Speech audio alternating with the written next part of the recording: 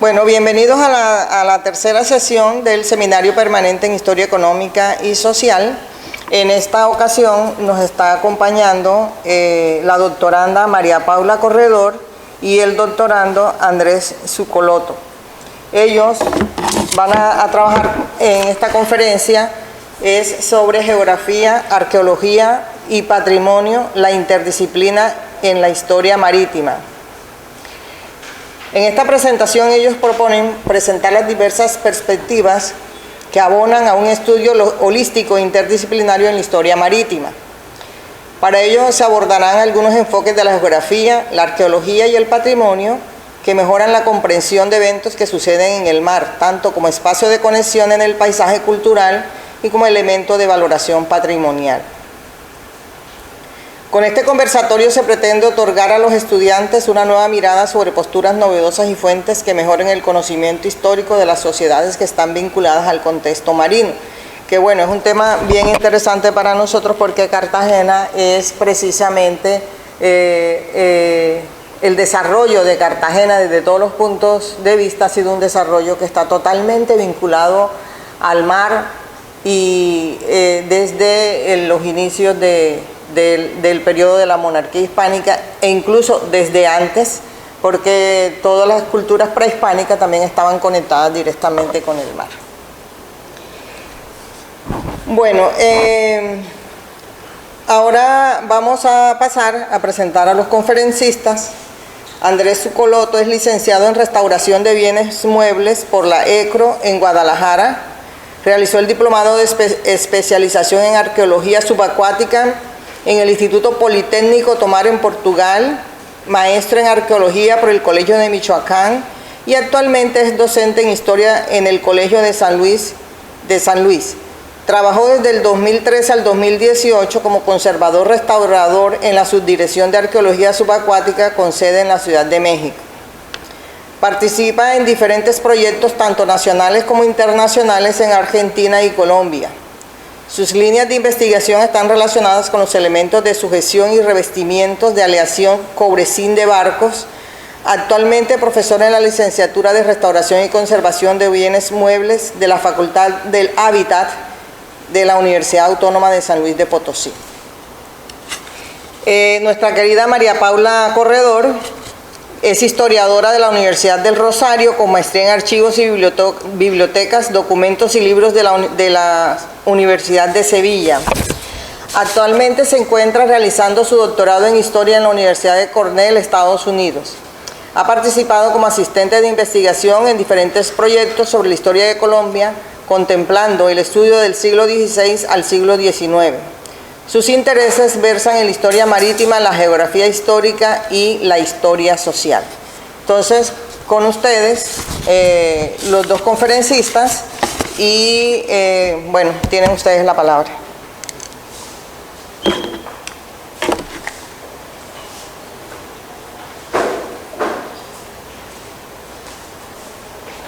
Bueno, muy buenos días a todos y a todas. Creo que algunos de ustedes ya los conocían, pero si no, bueno, me place mucho estar aquí nuevamente con ustedes. Bueno, y hoy les vamos a presentar un poco sobre la interdisciplinaridad de la historia, sobre todo en la historia marítima. Entonces vamos a abordar la geografía, la arqueología y el patrimonio.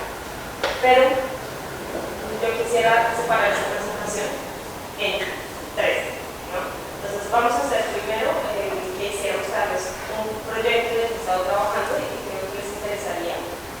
En la segunda parte vamos a dar esta conferencia y en la tercera parte vamos a hacer un taller en el que vamos a aplicar a partir de las investigaciones que hemos estado realizando, vamos a intentar aplicar todos estos conceptos que vamos a ver ahora.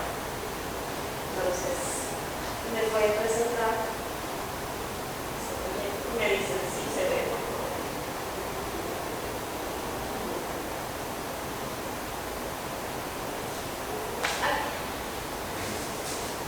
Sí, se alcanza una vez.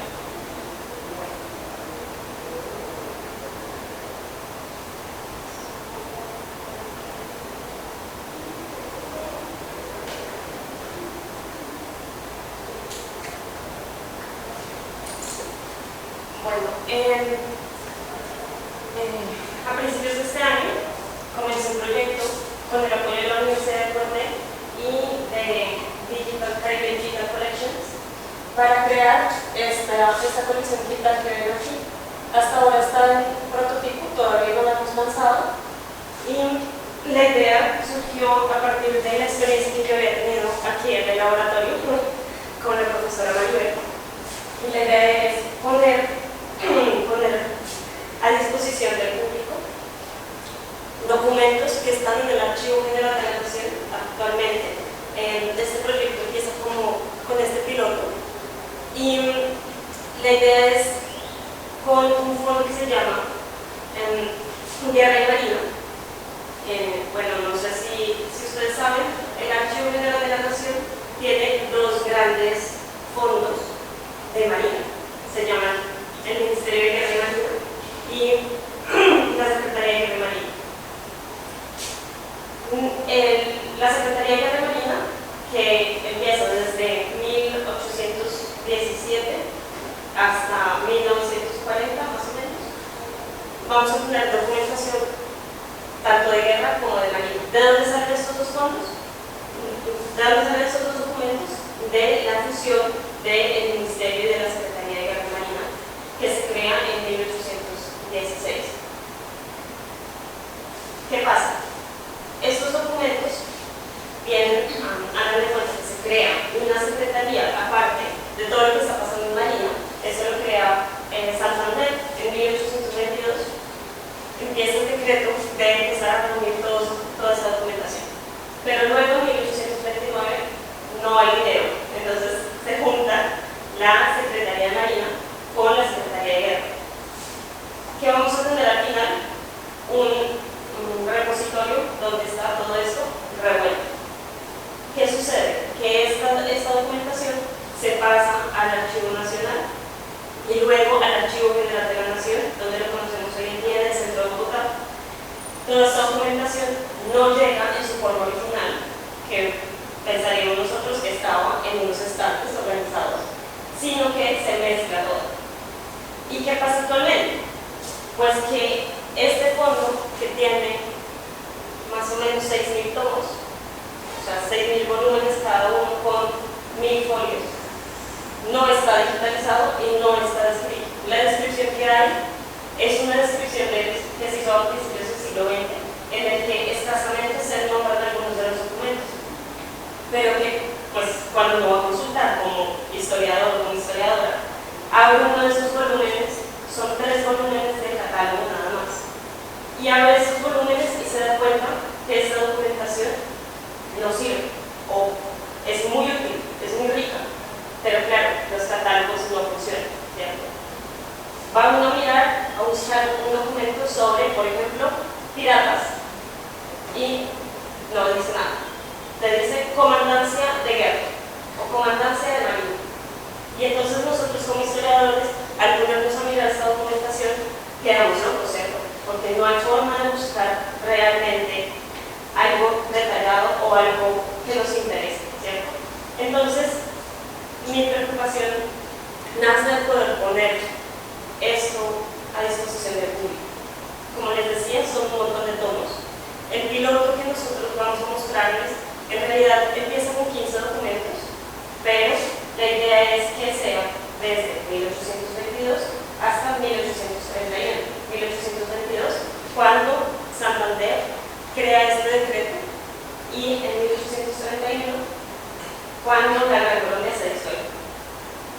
Esto también tiene que ver con la documentación que yo estoy revisando para mi tesis, en la que me interesa ver justamente un poco de lo que vamos a ver, los paisajes culturales. Entonces, les traigo el piloto, como les decía, todavía no lo hemos lanzado. Este piloto cuenta con el apoyo de la Universidad de Cornell y de la Biblioteca de Humanidades Digitales de la Universidad de Cornell. Me han ayudado estos 6 meses en construir la página web desde cero. Perdón que me atraviese, les muestro. Esta es así se ve la página, pero en realidad es esto. Bueno, ustedes lo ven así. Ven todas todo esto.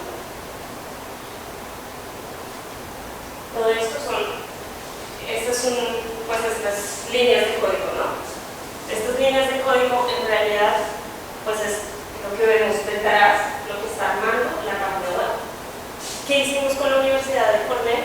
Decidir entre tres opciones que teníamos, tres programas, que son Omeka, WOS y Collection Builder. Las tres son formas de código para crear esta página web que les mostré. Lo que decidimos al final era que Collection Builder era una mejor herramienta para poder crear la página, crear colecciones digitales y crear lo que para mí era más importante, que es el catálogo. ¿Sí? Para mí, que una página se vea bonita y que podamos ver las imágenes es importante, pero para mí, que también soy archivista, creo que la descripción es aún más importante, ¿no? Entonces, pasamos de estas líneas de código a estas que ven aquí.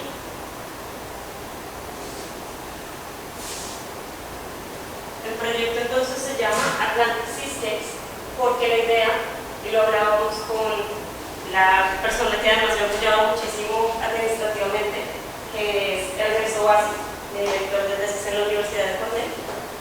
Nuestra idea es empezar pequeño, empezar con documentos de Colombia, pero poco a poco ir integrando otros documentos de Caribe. Entonces, les voy a mostrar cómo funciona.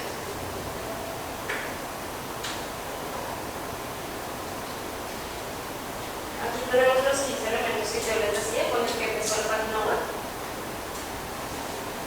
Y la idea es que me va a mostrar todos los documentos que tengo subidos. Por ejemplo, tengo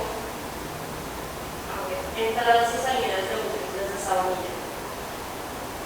La fecha de creación, 1821. La descripción son los cuadros de entradas y salidas de útiles de Sabanilla remitidas por el capitán del puerto de Sabanilla y comandante de la bahía al Ministerio de Marina. Contiene información de nombres y tipos de buques. Aquí tengo la ubicación de dónde está, a dónde me remite este documento. Y la fuente, que sería el Archivo General de la Nación, la Sección República, Secretaría de Guerra y Marina, el tomo 329 y sus folios. La idea es que vamos a poder descargar el documento y ver las fotografías. Aquí, como lo ven, me muestra. ¿Se alcanza a ver? Sí. Aquí dice: estado que manifiesta los buques que han entrado y salido en este puerto de Sabanilla desde el día 6 de junio próximo pasado hasta hoy día de la fecha. Están las entradas y las salidas.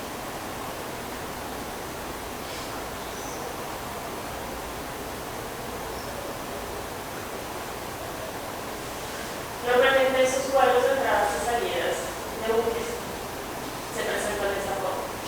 O en los cuadros en los que sale la fecha, el tipo de embarcación que entra, el capitán, y a veces trae pues las cosas que llevan, ¿no? La mercancía que llevan. Esto es súper importante para la historia económica, para la historia social, para la historia marítima. Y ahora vamos a ver por qué menciono como la historia económica, la historia social y la historia política para la historia marítima. Podemos hacer preguntas. Vamos haciendo preguntas. Sí, es cuando termine de presentar el proyecto. Ok. Bueno, tenemos la colección. En realidad, este es lo que a mí más me interesa. Esta es la base de datos con la documentación. Y aquí está el título del documento, la fecha, la descripción y las palabras claves. Por ejemplo, me gustaría mostrarles algunos que tengo de corso. Esta es la ordenanza de corso de Bolívar de 1817.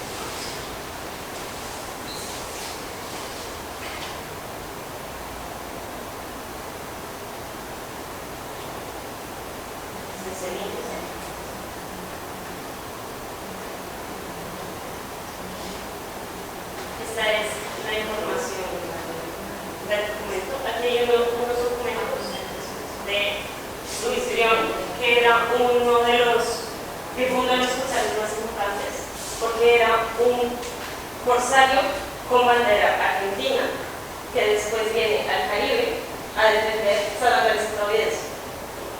Entonces, tenemos parte de esta documentación y de qué pasa con Luis Brión en el archivo general y no lo podemos consultar, ¿no? Entonces, este es uno de esos documentos en los que hay documentación de Luis Brión, y este es la ordenanza de costas de Bolívar.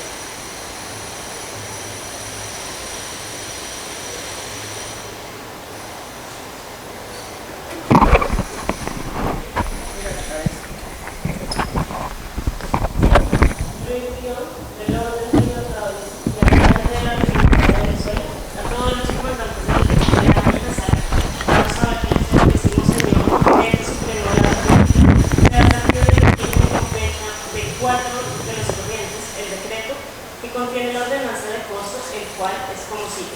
Simón Bolívar, esta es una copia del documento final. Simón Bolívar, jefe supremo de la República de Venezuela, capitán general de los ejércitos de Venezuela y de la Nueva Granada, a todos los que la presente vienen, salud.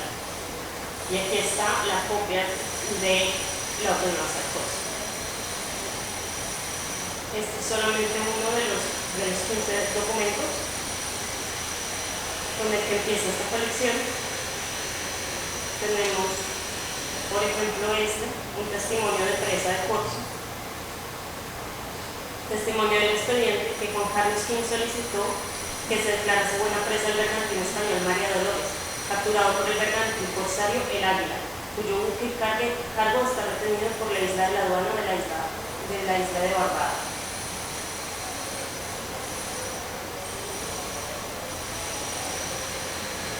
Y aquí empieza todo el documento sobre este expediente de cómo atrapan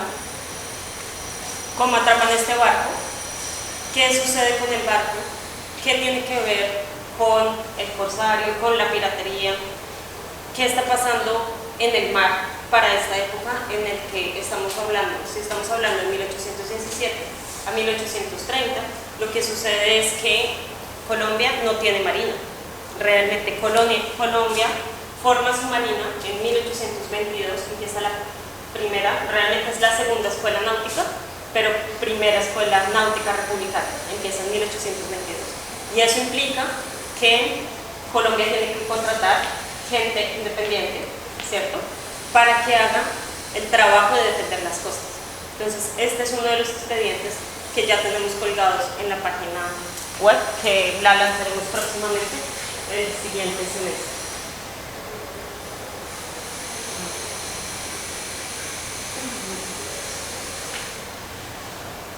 Aquí tenemos una línea de tiempo en el que me va a ordenar todos los documentos según la fecha en la que los hemos descrito. Y, perdón, me devuelvo a colección. Les quería mostrar que toda esta colección va a estar pública. El catálogo va a estar público y eso implica que ustedes lo pueden descargar, por ejemplo, en formato Excel, para buscar ustedes mismos. Si esto no es suficiente, cuando ustedes ponen acá, les debe salir un documento en Excel en el que les va a mostrar la base de datos, ¿cierto? Tenemos una base de datos más completa. Esto solamente nos muestra 4 campos, pero en la base de datos va a estar con las normas ISAT que creo que se puede descargar.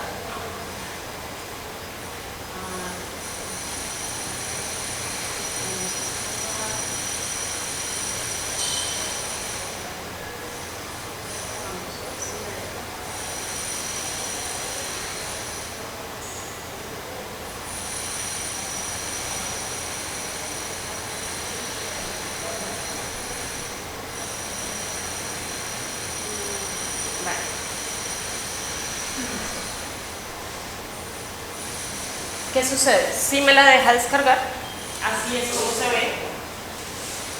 Lo que pasa es que la documentación, cuando uno sube para que las páginas web funcionen, está en un formato que se llama .csv, CSV pequeño. Y Excel lo va a leer así.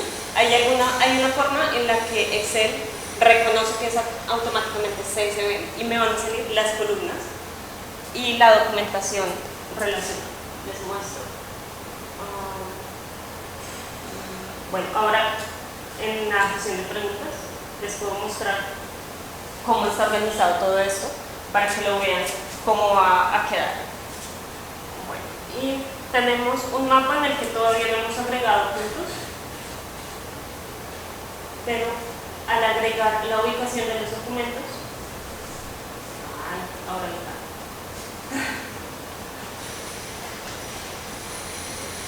Me va a salir de esta forma. Entonces me va a salir un mapa atrás y me va a decir dónde está ubicado ese documento, o sea, si está hablando de Barranquilla, si está hablando de Cartagena, si está hablando de Maracaibo, y además cuál es ese documento. Y le puedo hacer clic acá y me va a dirigir al documento.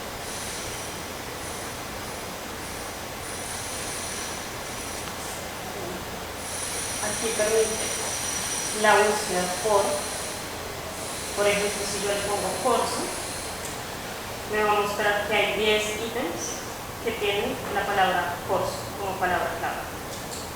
Si por ejemplo yo le pusiera Santa Marta,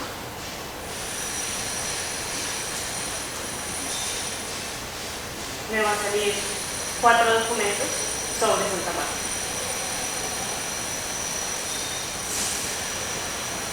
Y bueno, este es entonces el proyecto en el que hemos estado trabajando desde la Universidad de Cornell. Es hasta ahora, como les digo, un prototipo, pero la idea es que podamos estar alimentándolo y mantener estos documentos al alcance de todos y todas.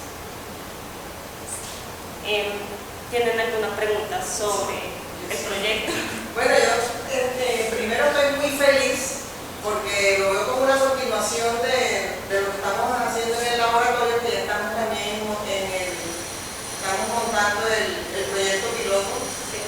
Entonces me siento feliz porque sentiría que hay trazabilidad en el trabajo para que los historiadores y los investigadores puedan consultarlo. Pero yo tengo preguntas de pronto más un poquito técnicas. La base de esta base de datos, cuando ya tengan establecida la base de datos, va a correr en la Universidad de Cornell. Por ahora sí, por ahora la base de datos como tal, o sea, el documento en CSV lo vamos a dejar en el repositorio de Cornell, pero la página web como tal va a estar al menos un año corriendo por cuenta propia, porque todavía no tenemos la financiación para mantenerlo con alguna institución.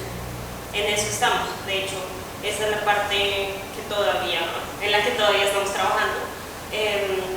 Estamos trabajando por varios frentes, estamos trabajando haciendo alianzas con diferentes entidades. Al mismo tiempo estamos trabajando en el diseño de la página y por otra parte en la descripción de los documentos. La descripción documental. Y la otra pregunta mía es que, por ejemplo, uno de los asuntos a resolver es cuántos terabytes, digamos, se necesitan de acuerdo a la cantidad de información. Si ustedes han calculado los terabytes que van a necesitar para que puedan correr todo la base de datos. Y la otra pregunta es que si en el momento en que ya toda esta información se haga la descripción documental en el ISAT y en la otra norma que es la de conservación, que son dos, el ISAT y la norma de conservación, ¿cómo quedaría? ¿Con esta misma presentación o va a cambiar un poquito la presentación? Porque esta está muy bonita, además de eso de fácil acceso. Bueno, empiezo por la última pregunta. La página web, la idea es que quede de esta forma, que es la forma más fácil, ¿no? Para que podamos acceder, para que podamos mirar la documentación. Ahora, en cuanto al espacio que necesitamos, actualmente vamos a empezar con 50 gigas, que es muy poco. Sí, es muy poco. Pero, ¿por qué vamos a empezar con 50 gigas? Porque estamos pensando de dos formas. Primero está la forma en cómo se pueden ver los documentos, que es la que ustedes ven acá. Estos documentos estarán subidos a una nube, que es la que les estoy mencionando, que gigas, para que se puedan descargar apenas estos y un poco más o menos 50-60 documentos, que no es mucho.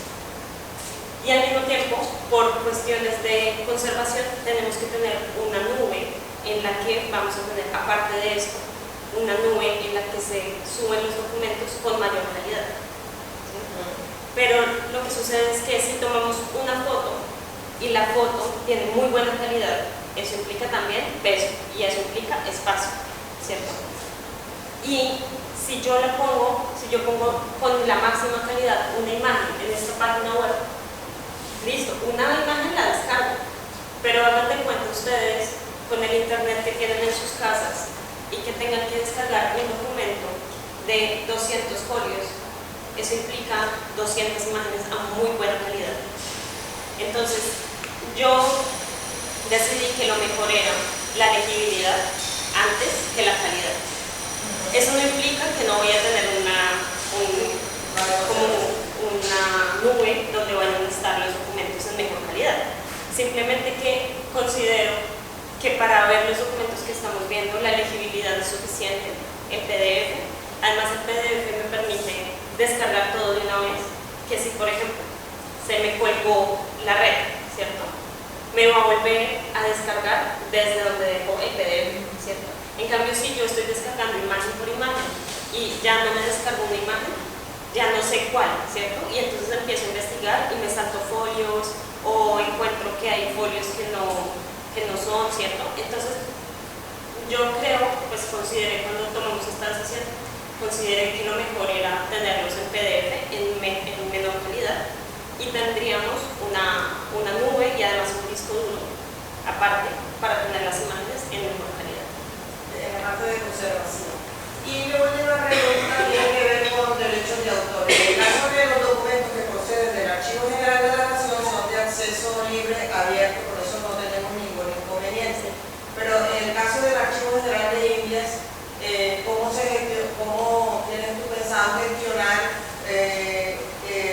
para poder, porque ellos la condición que ponen es que los documentos que ya ellos tengan en línea sí los podemos nosotros recuperar para un repositorio digital, pero lo que está manuscrito, que de pronto estamos enfocados más a lo que está manuscrito, ellos tienen limitación.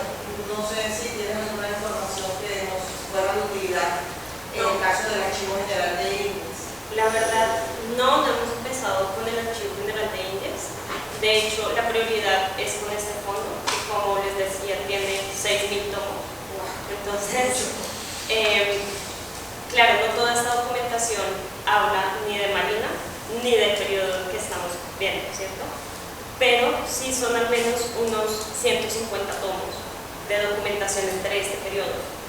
Entonces, por ahora nos estamos enfocando en el Archivo General de la Nación.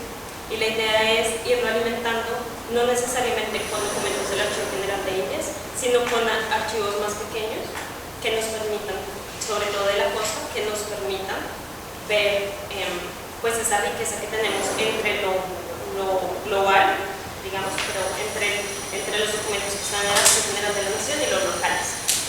Por ejemplo, una de nuestras próximas ideas para el futuro será en el Archivo de Santa Marta. Tienen una muy buena documentación que está siendo organizada y que no se puede revisar. Pero todavía no hemos empezado con ellos hasta ahora. El proyecto piloto es con el Archivo General de la Nación, justamente porque tienen el acceso abierto a la documentación. Los archivos de la costa, bueno, para darte esa información, todos los archivos de la costa, notarías, todos están digitalizados y están en la Universidad de Vanderbilt. La Universidad de Vanderbilt lo mandó a digitalizar con un proyecto de la Universidad de Cartagena. Pero no reposa en la Universidad de Cartagena, sino en la de Vanderbilt. Así que Santa Marta, en todo lo que tiene que ver con notarías, sí está digitalizado. De pronto ahí se puede hacer alguna trazabilidad para mirar cómo, porque en Vanderbilt no está fácil el acceso a los documentos, no queda fácil buscarlos. Hacerlo más visible a mí me parecería bien interesante.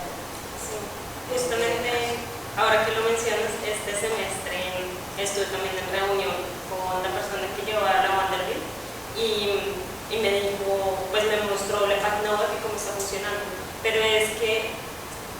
proyectos grandes, lo que tienen, este es un proyecto pequeñito, ¿no? El piloto que les estoy mostrando. Sí, eso es un piloto. Estos proyectos grandes llevan un equipo de trabajo enorme detrás. Entonces, todavía ellos tienen problemas en la página y todavía tienen problemas de descripción, porque es un equipo grande. Hasta ahora en este piloto estamos trabajando 2 personas, pero pues en la banda tienen un equipo de trabajo que son 8 personas, pero pues están trabajando a full con un montón de documentación que están fotografiando, están digitalizando, y la idea también es que quede para las comunidades. Entonces, sí he estado en conversaciones con ella justamente, pero me queda para el próximo semestre mirar si podemos hacer algún tipo de asociación. ¿Tienen alguna pregunta? No, para mi pregunta iba en cómo han pensado, por ejemplo, el cruce de información de la fuente. O sea, porque por ejemplo en el catálogo Calamarí, que es un catálogo digital que se lanzó para fuentes del siglo XVI, ellos enfocaron bastante de su proyecto a que hubiera bastante cruce de información. O sea, que si tú buscabas, por ejemplo, desastres naturales, entonces, aunque un documento no exactamente te hablara de desastres naturales, tenía en sus descripciones desastres naturales, entonces te permitía observarlo y decir, bueno, aquí habla de desastres naturales, pero en esta parte y en esta parte, pero no te lo descartaba directamente. Entonces, ese cruce, ¿cómo lo han pensado ustedes? Bueno, es una buena pregunta. Actualmente yo estoy describiendo la documentación también. Entonces, lo que uno intenta como archivista es intentar que la documentación, sobre todo el catálogo, quede con la mayor riqueza posible para el investigador. Entonces, en una columna donde dice palabras claves, la idea es agregar todas estas pues, palabras que nos permiten rastrear, así no sea necesariamente, como tú dices, el contenido del documento. Ahora, el catálogo Calamarí llevó un trabajo enorme y lo sé y lo he estado revisando y es fantástico.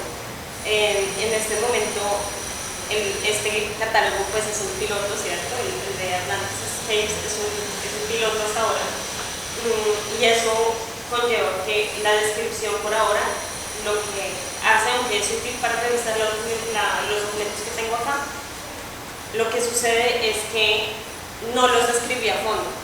¿Por qué? Porque no los describí con la mayor riqueza como si lo hacen en el catálogo de Calamarí. Porque necesitábamos ver qué tan funcional era la página, ¿no? Necesitábamos ver con los códigos que les mostré ahora, si yo cambio tal cosa, si me lo muestra, no me lo muestra. Entonces, lo que ven de descripción es un poco parco, perdón que me atraviese.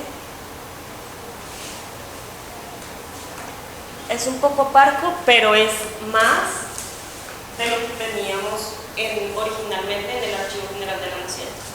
En el Archivo General de la Nación ni siquiera salía de este documento salían comunicaciones de Luis Brion y ya, ¿sí? No podía saber yo qué más podía ver.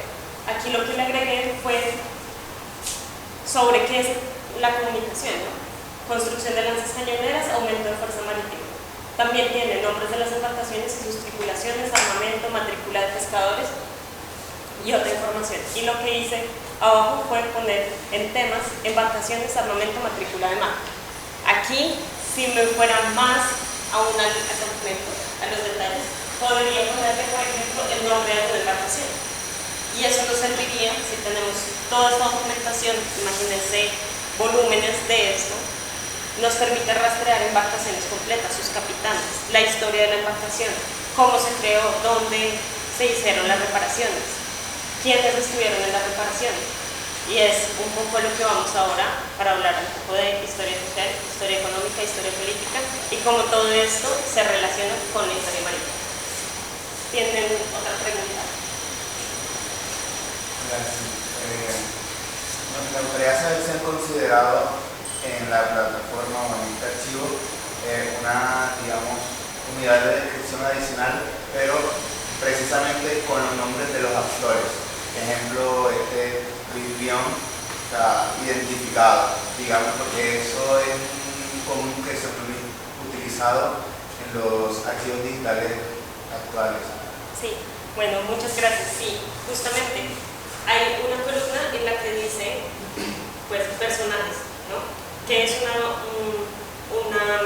columna que está en todos los archivos, ¿sí? Hace parte de la norma de descripción ISAT G.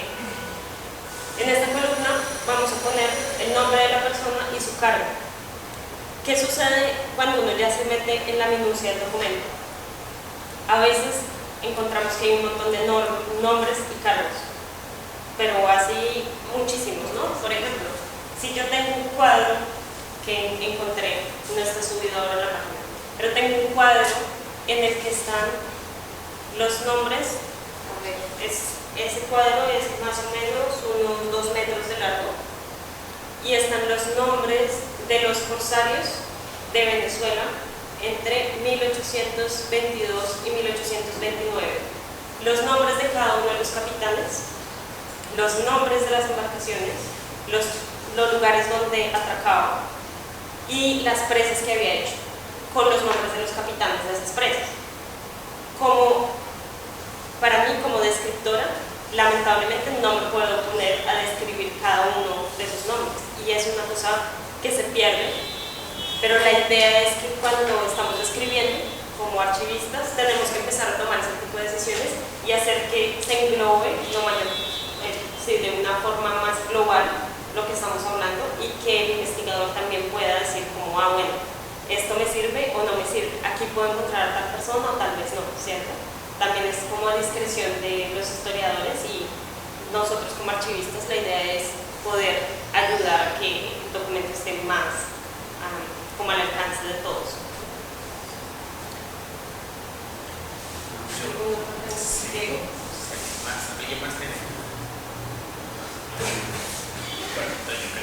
Primero que todo, felicitarte.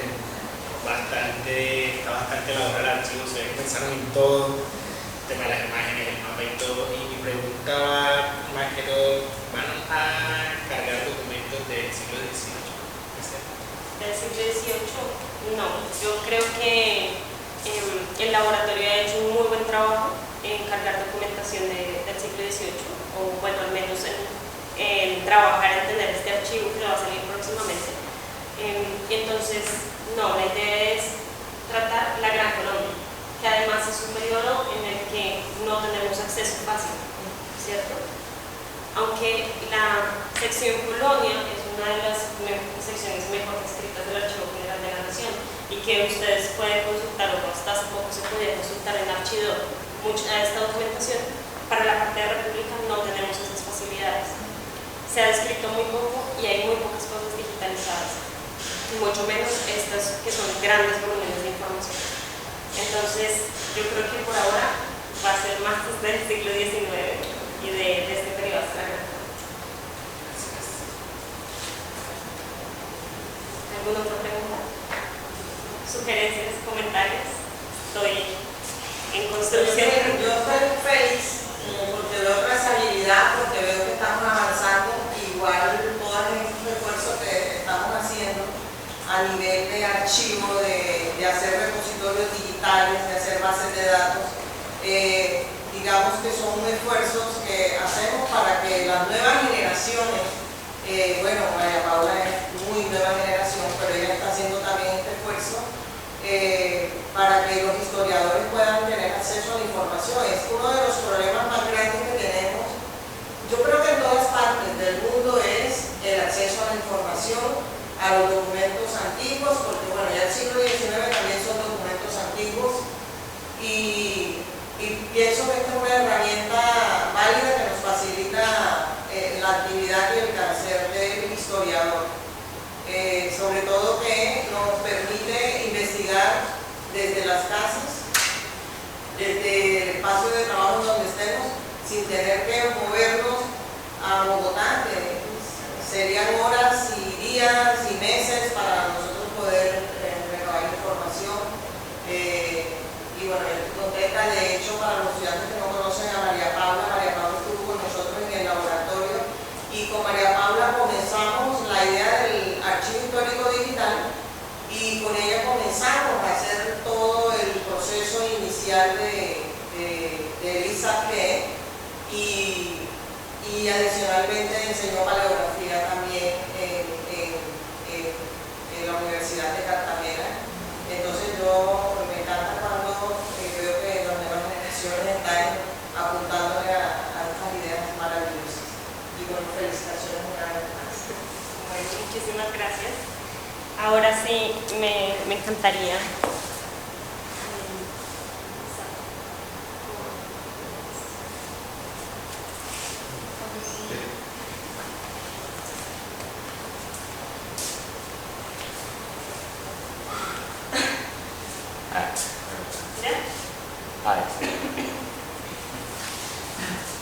Bueno, ahora sí, pues como ya la profesora Maribel nos presentó, entonces, bueno, yo soy María Paula Corredor, ya me conocen en mi parte de archivista. Ahora vamos a hablar un poco desde la parte de historia. Estoy actualmente haciendo mi doctorado, como bien les refería la profesora Maribel, en Historia de América Latina en la Universidad de Cornell, y me interesa particularmente la geografía histórica y me interesa la historia marítima. Bueno, hoy está conmigo Andrés, Andrés Zucolotu, y lo que nosotros pensamos presentarles es justamente cómo la interdisciplinariedad nos puede llevar a analizar problemas de la historia y aportar a la historia marítima desde la arqueología, desde la geografía y desde el patrimonio. Vamos a dividir esta presentación en 5. Vamos a hablar de algunas definiciones que consideramos así muy a grandes rasgos historia marítima, qué son los paisajes culturales marítimos, cómo aporta la arqueología náutica y subacuática, qué es el patrimonio subacuático, y luego vamos a hablar de los estudios de caso que los vamos a dejar para el taller de la segunda parte. Vale. A grandes rasgos tenemos que la historia marítima estudia las relaciones de las personas con los entornos marítimos a lo largo del tiempo. Si nosotros nos ponemos a pensar a Cartagena, ¿no?, en el siglo XVIII, que supongo que es el que más trabajan ustedes, aquí veo algunas personas del siglo XVII. Si nos ponemos a pensar el caso de Cartagena, que es un puerto, ¿qué podríamos pensar? Que el puerto tiene actividades económicas, ¿cierto? Pero resulta que las personas que están ahí también tienen actividades culturales, ¿no? Van a la iglesia, por ejemplo, ¿cierto? Tienen ciertos ritos, tienen ciertos símbolos, tienen ciertos imaginarios. Entonces, tenemos una historia cultural.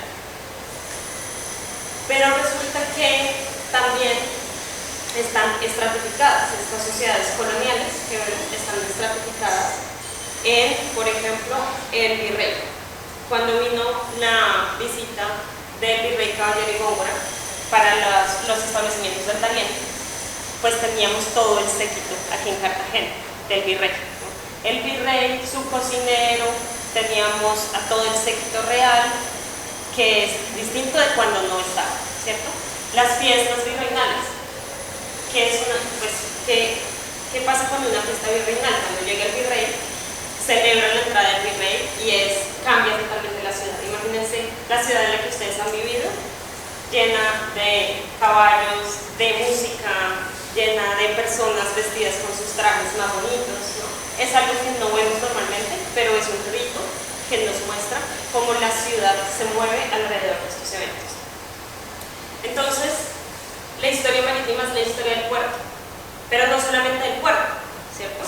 No solamente de la ciudad como tal, sino que, como todos ustedes saben, uno camina aquí 15 metros y está en el mar, ¿no?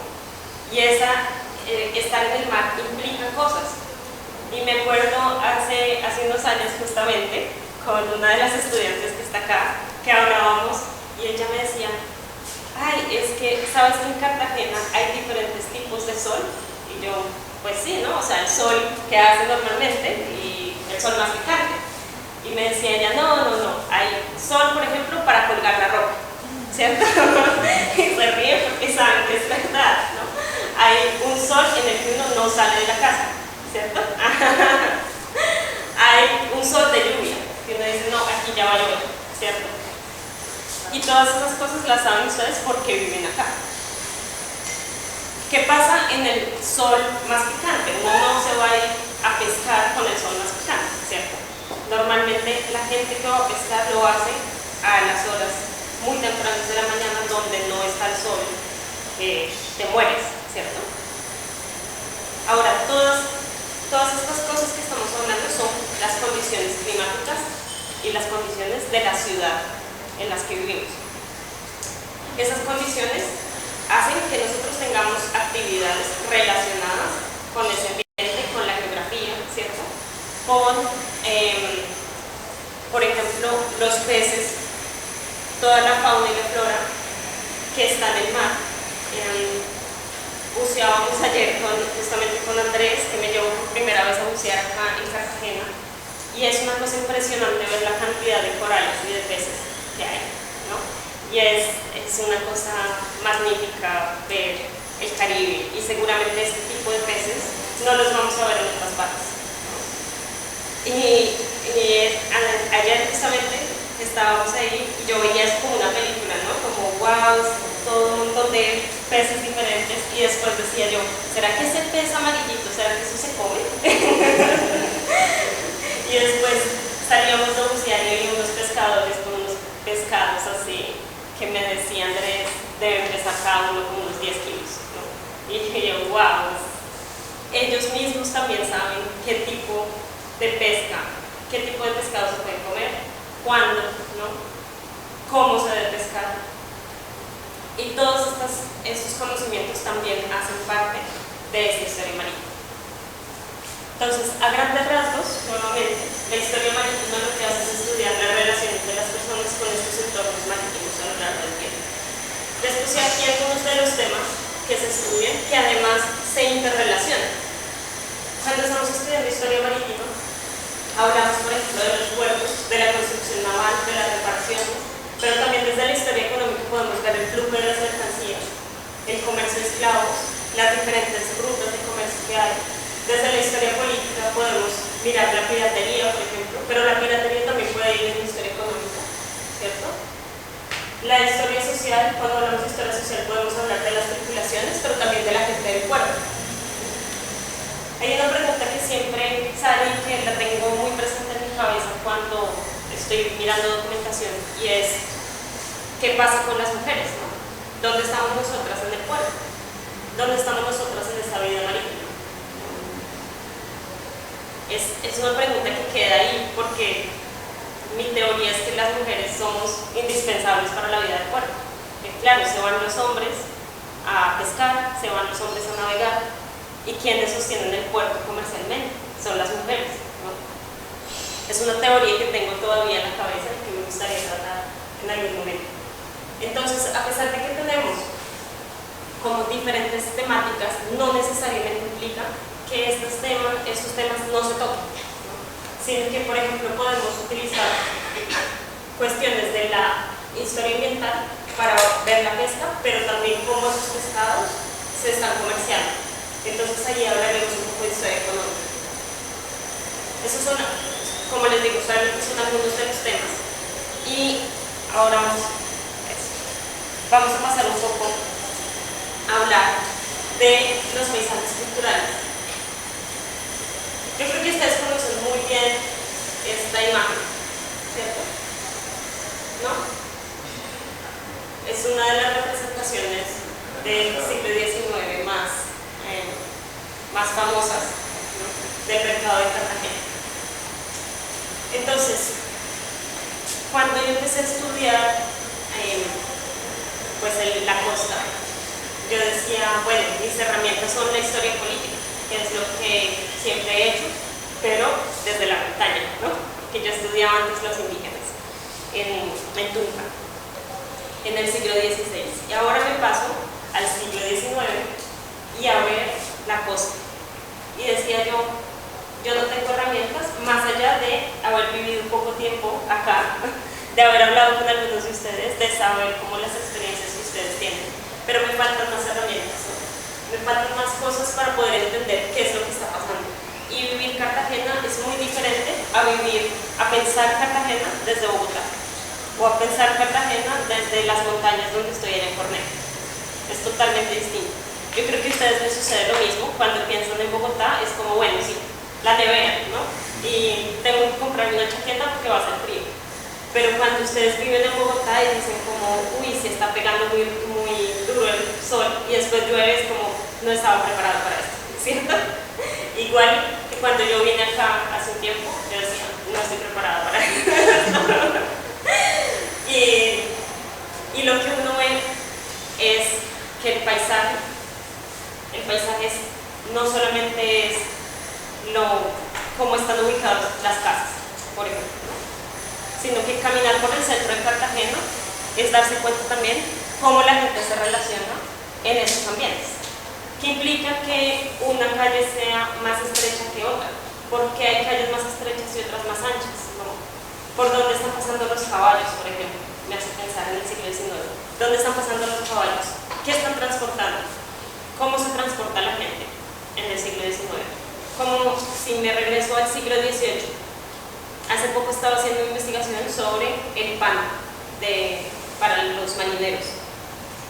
¿Cómo es que un panadero puede entregar 9.000 libras de pan en un día?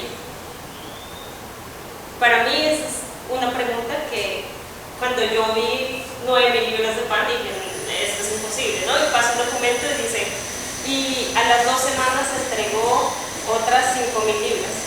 Y yo decía, ¿cómo es posible pensarnos todo esto, ¿no? Y entonces empiezo yo a pensar, ¿cómo se transporta el pan, ¿no? ¿Quién hace el pan? ¿Cómo se lleva de un lugar a otro? ¿Quiénes son los encargados de esto? ¿A dónde se lleva, no? ¿Se lleva en qué? ¿En carretas, será? ¿En carretillas? ¿En cargado? Y justamente entre los archivos que estaba revisando encontré cómo está relacionada tanto la vida como de la ciudad, del puerto, o sea, desde la historia social, con esta vida del mar.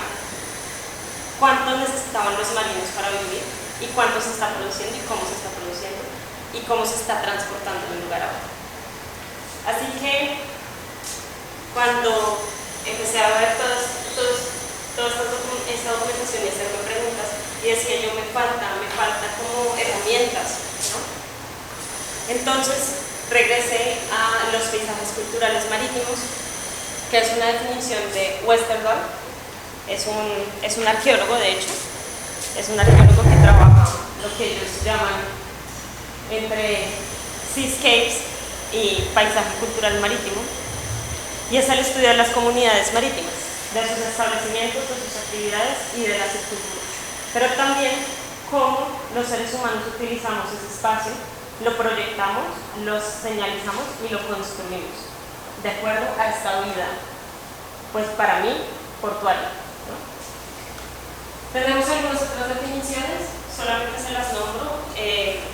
Estamos hablando actualmente desde América Latina de maritorios, por ejemplo, en vez de territorios, hablemos de maritorios.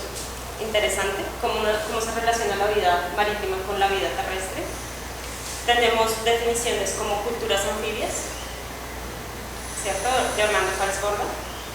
Y bueno, actualmente estamos tratando de pensarnos desde América Latina estos nuevos paisajes y cómo cambia, si paisaje cultural marítimo nos da la definición que nosotros esperamos o si realmente tenemos que empezar a crear una nueva definición desde lo que nosotros vemos, ¿no? Vemos y experimentamos como paisajes culturales marítimos.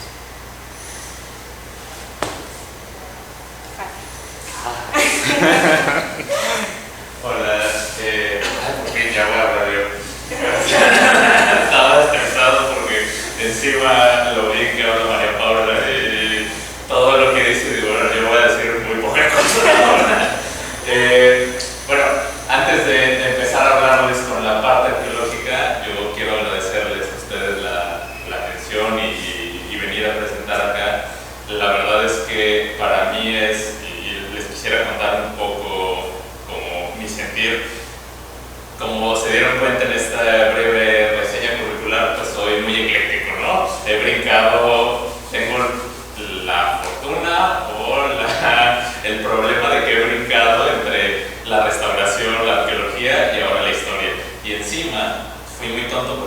metí a la historia económica, ¿no?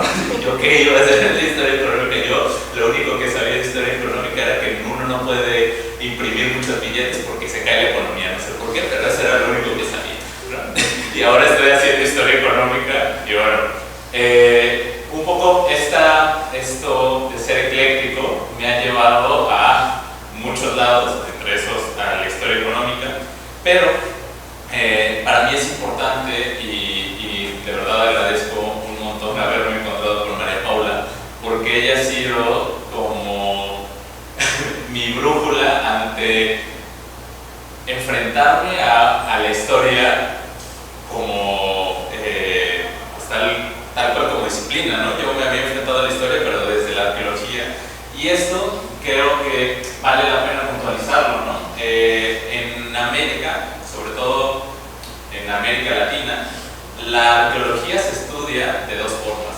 Bueno, desde la arqueología como historia, que es dependiente de la historia, como una subdisciplina de la historia, y la arqueología como antropología. Y esa cuestión hace toda la diferencia en cómo abordamos los temas, ¿no? Desgraciada o afortunadamente, en México la estudiamos más como antropología, ¿no? Digamos, la carrera de arqueología se estudia en las facultades de antropología, y eso crea una diferencia ante solo ser subsidiaria de la historia a tener un propio corpus de la antropología, teoría antropológica y tal, ¿no? Que a veces y ahí pues está esta discusión entre historiadores, arqueólogos y tal, de teórica sobre qué tanto uno se tiene que meter a la antropología, qué tanto uno necesita teoría. Y bueno, yo creo que como lo que vamos a hablar en esta presentación sobre la interdisciplinariedad, todos son herramientas que nosotros podemos utilizar cuando se necesita, o si no, tomamos otra, ¿no? Yo en mis clases de arqueología siempre les digo a mis alumnos que se imaginen estas clases como una caja de herramientas, en donde si tú en la caja de herramientas de historia solo tienes un martillo y tienes que arreglar un reloj, pues obviamente vas a destruir el reloj con un martillo, ¿no? Necesitas tener una serie de herramientas que te ayuden a reparar esa problemática histórica, ¿no? Y esas herramientas las puedes encontrar en la historia, en la antropología, en la ingeniería, en la física, en la matemática, todo eso. Y justamente lo que me interesa en esta pequeña charla y en la parte del taller es que ustedes se interesen por toda esta serie de herramientas y construyan su propia caja de herramientas, ¿no? Y lo más interesante de construir estas cajas de herramientas es que ustedes no necesitan ser súper matemáticos o ser especialistas en estadística, ¿no? Simplemente saber leer un poco de eso y poder conjuntar el conocimiento que tiene la otra persona para sus propios trabajos y así crear equipos realmente interdisciplinarios de trabajo, ¿no? Porque muchas veces se habla de la interdisciplinariedad como, sí, en nuestros trabajos ponemos los trabajos interdisciplinarios, son muy importantes y tal, pero realmente ¿qué hicimos de interdisciplinariedad? Si lo que le preguntamos al matemático es ¿cómo resuelvo esto?, ¿no? Y él te dio la fórmula y tú la aplicas y listo, ¿no? Más bien hay que saber trabajar con las otras personas, ¿no? Bueno, esto era un poco el preámbulo para pasar con la parte, y si se fijan todo lo que ha estado hablando María Paula, que a mí realmente por eso les aviento esta historia larga, porque me deja con muy poco que decir, está hablando sobre estas interconexiones que tiene todas estas disciplinas, ¿no? Desde mi parte, que yo trabajo la parte arqueológica, pues sería importante mencionar que en realidad la arqueología se desarrolla en el siglo XX, tiene su mayor desarrollo, pero la arqueología marítima y náutica se desarrolla de los 40 hacia acá, ¿no? ¿Y por qué se desarrolla así? Porque en los 40 es que se inventan estas también herramientas para poder acceder a estos medios que eran inaccesibles, ¿no? Como el medio subacuático, ¿no? En los 40 se inventa el equipo que hasta ahora sigue siendo más o menos el mismo, el equipo scuba, el equipo de buceo tradicional, y entonces eso hace que las personas, o sea nosotros que somos arqueólogos, trabajamos con las fuentes materiales. Si no podemos acceder a esas fuentes materiales, pues es trabajo de los historiadores, el archivo, no nos metemos mucho, pero hasta este momento, se descubren estas nuevas técnicas para acceder a estos medios, es que se empieza a desarrollar la arqueología subacuática. Y el primero que es el primer arqueólogo que se mete al agua es George Bass en los 60. Y este personaje, este arqueólogo, es el que dice cómo funda esta disciplina que es la arqueología subacuática.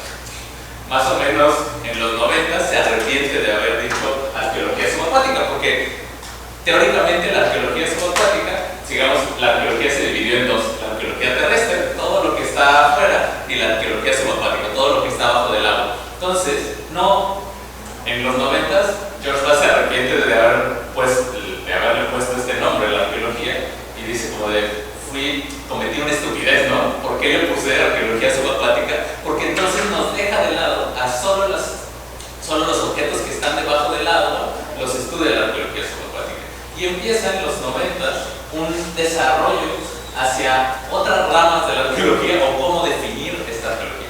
Una cosa que también, bueno, como paréntesis, en cualquier momento que tengan una pregunta y tal, pregunten, y así, porque yo me la paso hablando y tal, entonces pregunten con confianza, ¿no? Y entonces, como les decía, la arqueología subacuática era todo eso, todos los objetos que estaban debajo del agua los estudiaba la arqueología subacuática. Pero teníamos una gran diferencia. ¿Qué pasaba, por ejemplo, con embarcaciones que estaban en tierra, ¿no? que cambió la forma del río y ahora están en tierra? Eso lo estudia la arqueología subacuática, ¿o no? Porque esta definición que daba George Bass era: solo se estudia lo que está abajo del agua y para acceder tienes que bucear, ¿no? Y entonces, eso no es arqueología subacuática, teóricamente. Y entonces los arqueólogos terrestres empezaron a estudiar embarcaciones, ¿no? O qué pasaba con todo esto, que es una nueva postura muy de los 2000, los paisajes culturales marítimos, ¿no? La relación que tiene, bueno, ustedes viven en Cartagena, la relación que tienen las fortalezas, el puerto en tierra, con lo que está sucediendo en el mar. ¿Eso quién lo estudia? ¿Qué tipo de arqueología se hace, no? Y entonces, más o menos en los 90 se desarrollan otro tipo de subdisciplinas en la arqueología, como la arqueología náutica. Que la arqueología náutica, como lo ven en este cuadrito, que es de Radic Rossi, un croata, que nos dice que la arqueología náutica no solo estudia, pero esta es una simplificación de toda esta discusión que hay, estudia tanto embarcaciones en el mar como embarcaciones en aguas interiores y también lo que sucede en tierra. Pero la arqueología náutica se enfoca solamente en los medios de transporte, en embarcaciones. Y entonces, bueno, sí, pero ¿qué pasa entonces con los puertos? Si estudiamos las embarcaciones en la arqueología náutica, pues las embarcaciones están relacionadas con el paisaje, con todo esto que hablaba, ¿no? ¿Quién lo estudia? Y dice, bueno, entonces hay que cambiar el nombre, vamos a ponerle arqueología marítima. Y si te fijas, la arqueología marítima tiene que ver con el mar, pero también con lo que está sucediendo en tierra, con los puertos, y un poco con las aguas interiores, ¿no? Un poco la arqueología marítima, como su propio nombre lo menciona, tiene que ver con el mar, pero también con la relación que existe entre los afluentes de los ríos y la relación con el mar, pero no con todo. Ahora, el enfoque más moderno nos dice como, listo, no nos hagamos bolas, a veces nos perdemos en los conceptos, nos perdemos en las ideas. Todo es arqueología, todos podemos estudiar todo, esté en el mar, esté afuera, esté en cualquier lugar, ¿no? Esto era solo una forma como de introducirlos a estas problemáticas que estamos teniendo desde la arqueología. Y entonces, nosotros desde la arqueología hemos estado y también ustedes desde la historia, muy cercanos a esta cuestión del patrimonio. Y entonces, la cuestión, y siempre, y lo vamos a estar platicando en la parte de los estudios de caso, vamos a ver cómo historia, arqueología, geografía, paisaje, todo está interrelacionado y nos lleva a algo mucho más profundo, que es, y seguramente ustedes, porque todos en las ciencias humanas tenemos esas noches en las que no podemos dormir y que nos preguntamos ¿qué estamos haciendo acá? ¿No? Si realmente nuestro trabajo tiene impacto, si eso, ¿no? Uno siempre se cuestiona como de, es verdad esto que me dice mi papá de que yo no salvo vidas, yo no soy médico y tal. Porque claro, nuestro trabajo a veces se ve con poco impacto. Pero creo que hay una solución que es bien interesante y bien importante, y es el patrimonio, ¿no? Todo lo que hacemos nosotros desde nuestras investigaciones en el lado del paisaje, en el lado de la historia, en el lado de la arqueología, en el lado de la conservación material, va a tener un impacto y una salida que es bien interesante para todos y para toda la sociedad, que sería el patrimonio, ¿no? Y desde este lado del patrimonio podemos ver esos fines más sociales a lo que hacemos. Y entender también esta cuestión del patrimonio no solamente como algo que nos genere identidad, ¿no? Como esta visión también muy de los 90 sobre la identidad, sobre lo que nos une como seres humanos, lo que nos une como la gente de Cartagena, como la gente de México, ¿no? Sino también pensarlo como un recurso cultural, que este es otro enfoque un poco diferente y tiene que ver también con un sentido más económico de sacar un beneficio sobre este patrimonio, ¿no? Y la verdad es que esta visión del patrimonio cultural subacuático, el patrimonio subacuático, si quieren más generalizado, ha sido un elemento que por lo menos en México, que es donde más he trabajado, en Argentina y acá en Colombia en algunos proyectos, pues cada vez se toca más este tema sobre utilizar este patrimonio como un recurso que pueda atraer turismo, además de la parte identitaria, y que pueda tener una derrama económica, ¿no? Y eso, si se fijan, todos nuestros gobiernos que son de derecha o de izquierda, así medio derecha, lo que buscan es tener un beneficio social y económico, ¿no? Y el patrimonio ha sido un elemento que ha beneficiado. En el caso de México, que como les digo es donde más he trabajado, pues justamente ahora todo el movimiento del patrimonio en términos generales está yendo hacia tener un beneficio social, ¿no? No solamente la investigación, no solamente tener conservación, sino tener este beneficio turístico.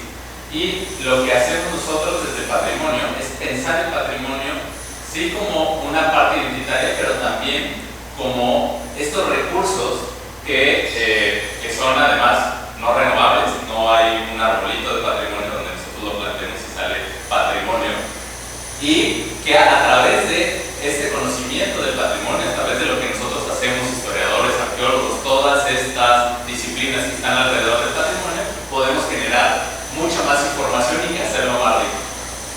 Hay una cuestión que es muy interesante sobre el patrimonio subacuático que no tiene otro tipo de patrimonios. Aquí les pongo algunas imágenes de algunos elementos de patrimonio subacuático que muchas veces se ven un poco mal, pero cuando pensamos en patrimonio subacuático lo primero que pensamos es como en barcos hundidos, en el oro de los barcos hundidos, y esto tiene que ver mucho con esta visión mercadológica y de los medios de difusión masiva o sea, ustedes quizá habrán leído a Tintín o habrán visto estas películas de barcos hundidos donde, claro, siempre hay que buscar el oro, ¿no? El oro que tienen los barcos, ¿no? Y entonces, pero la realidad es que este tipo de patrimonio es mucho más que eso, ¿no?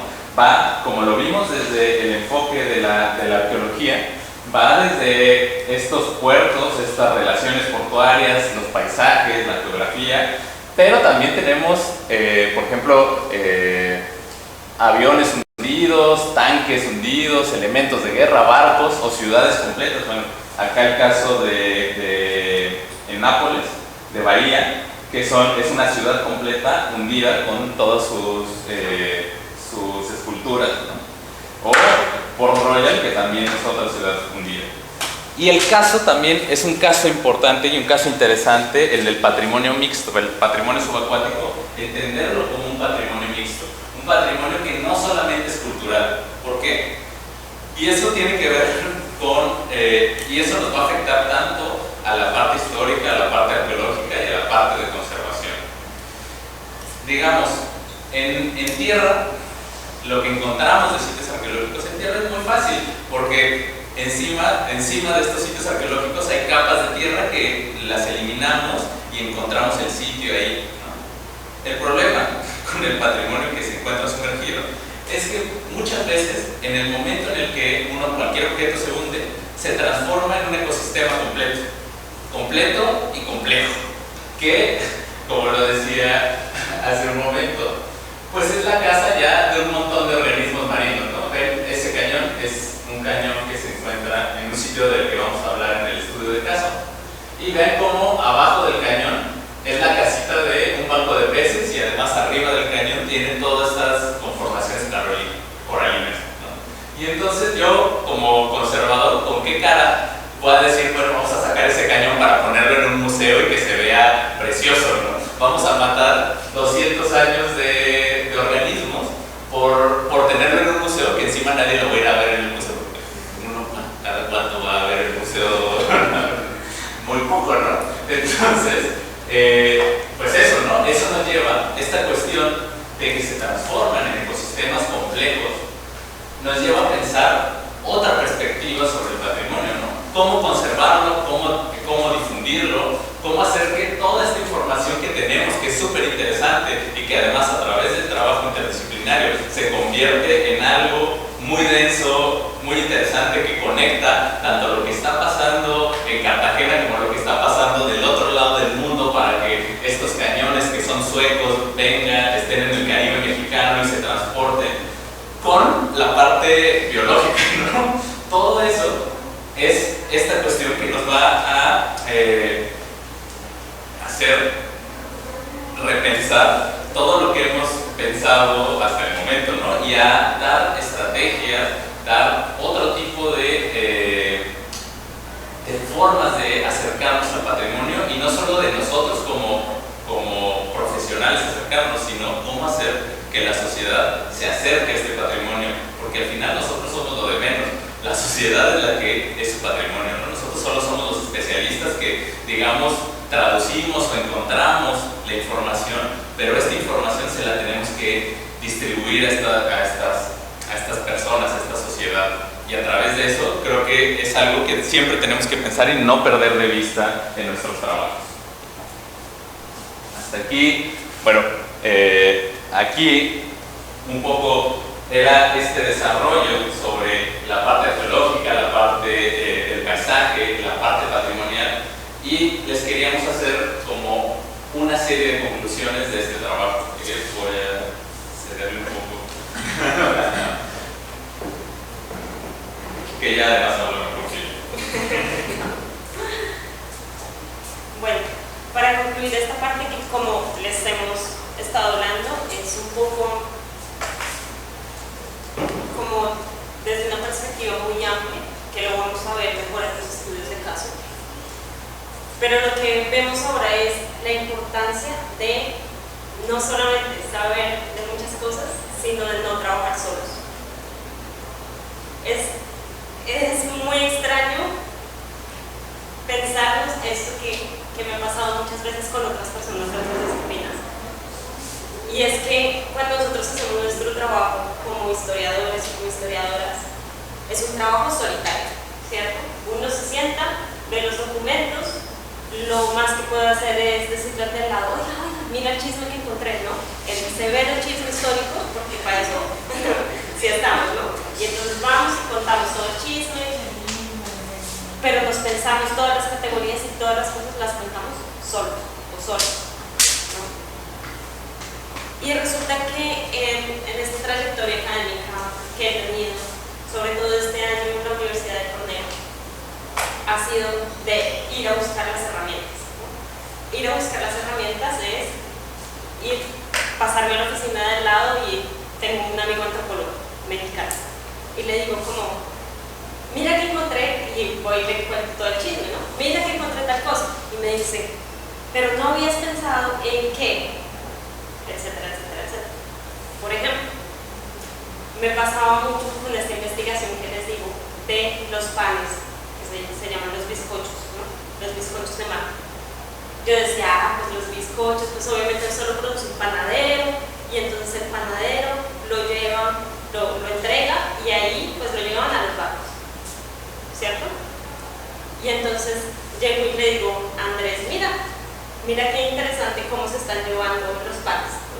Y me dice, ¿y cómo se hacen los panes? Y yo, pues fácil, ¿no? O sea, uno coge harina y agua y ahí sale el pan. Y me dice, ¿no has pensado que para poder hacer 9.000 libras de pan necesitaban unos hornos muy grandes? Y yo, diga, como que sí, ¿no? Y entonces después Andrés me decía, y para poder hacer esos panes tan grandes necesitas agua, ¿no? Pero yo desde mi visión de historiadora yo lo veía todo súper fácil. Yo llego a agua, harina y ya eso no se queda, ¿cierto? Y los entrega ya. Pues Andrés me decía, como arqueólogo, pensando yo como arqueólogo, ¿y de dónde se saca el agua? Y yo, pues yo sé que hay agua lluvia en Cartagena, se recoge, ¿cierto? En un tipo de cisternas, los aljibes. Y bueno, ¿qué pasa con esa agua? ¿Dónde están los aljibes? Entonces me pongo yo a buscar los aljibes de Cartagena. Y ustedes saben que hay unos aquí en la muralla, ¿no? Todos lo conocen porque viven acá, pero yo desde las montañas de allá, yo, ¿dónde era que yo iba a la universidad? Ahí tratando de ubicar.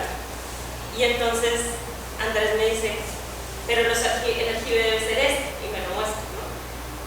Y yo, oiga, pero yo he pasado por esas murallas un montón de tiempo.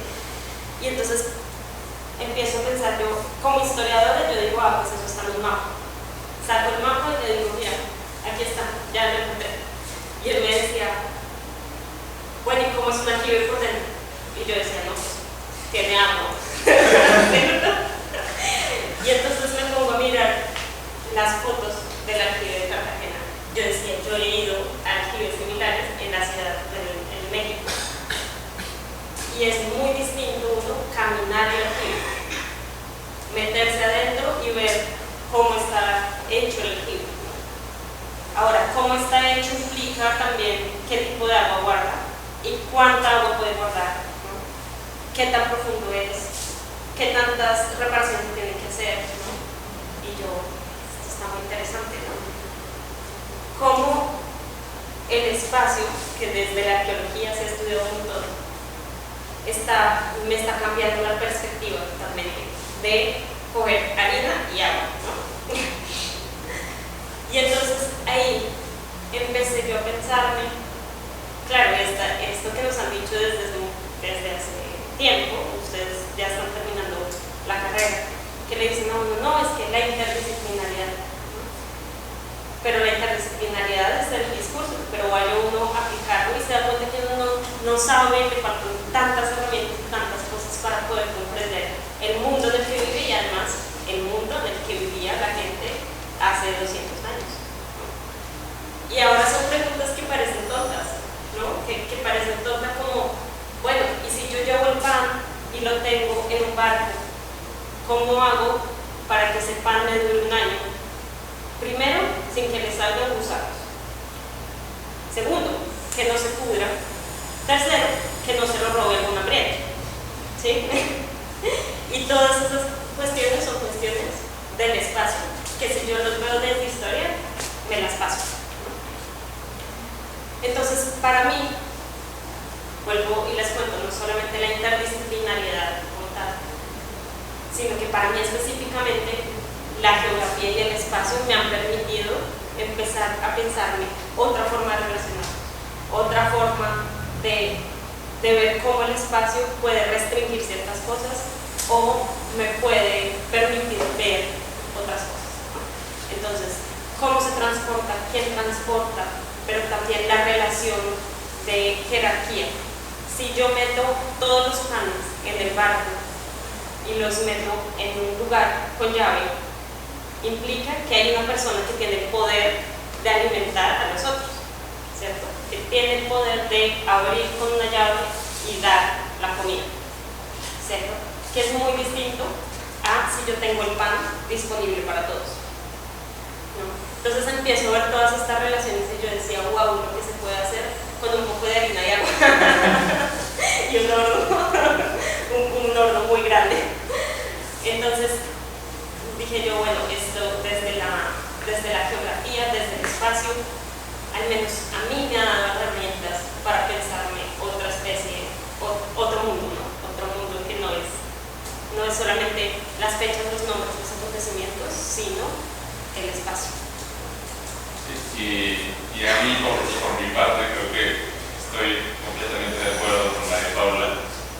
Esto que les decía, ¿no? Uno no sabe todo y a veces se nos olvida desde cada una de nuestras disciplinas, desde la biología, cada uno de nosotros a veces nos crece el ego la disciplina, ¿no?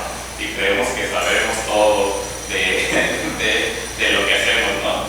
Y te encuentras con personas que son especialistas de algo en específico y hablar con ellos te abre el mundo. Yo le agradezco mucho a María Paula haberme encontrado en la vida, porque ella me ha abierto o sea, así como yo le digo, como ya has pensado en el agua, ya has pensado en el tamaño de los hornos, ella también me dice a veces, no, y tú has pensado que esta persona debió de haber dejado un archivo sobre la empresa, y entonces si vas y consultas el tal archivo podrías encontrar esto que te serviría para vincularlo, ¿no? Muchas veces en la arqueología somos eso, nos gana el ego de trabajar solos, trabajar entre arqueólogos y trabajar solo entre nosotros, y utilizamos al historiador como un trabajador más, ¿no?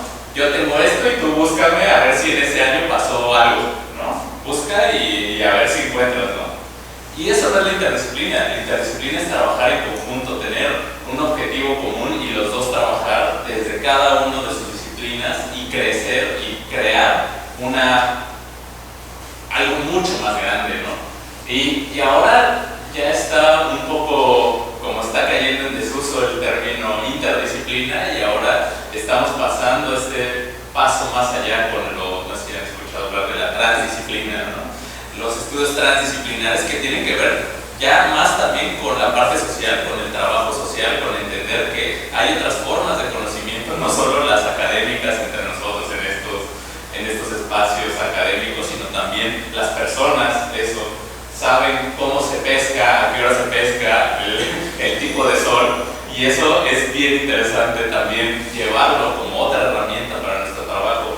Y también la creación de nuevos elementos teóricos, nuevos modelos teóricos que nos hagan entender más estos procesos sociales que estamos viviendo tanto en el presente como en el pasado, ¿no? Y cómo el pasado afecta a nuestro presente, ¿no? Y eso creo que si se quedan con eso y si